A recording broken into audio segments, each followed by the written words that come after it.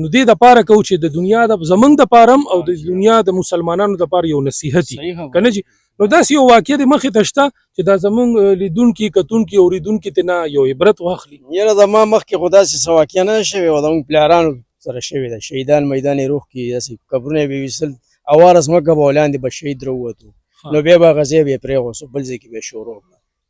او جي او زموږ مخکې لا څه نه دي شوي. تاسو کوم ډېر وخت نه لګیا یې خدمت کوئ که نه، څه به ویل غواړئ یار ته؟ بس دغه خبرې به کول غواړو چې دغه یې ده موږ قبرونه کنستلو د وزیرباغ کې او د بنګلې د لاندې داسې یو د دیوال بیخ کې یو ډیرانو هغه ځای موږ چې راوسپړلو نو په هغې کې پهلوان نه وتو، چې پهلوان نه وتو نو هغه کور مالک راووتو،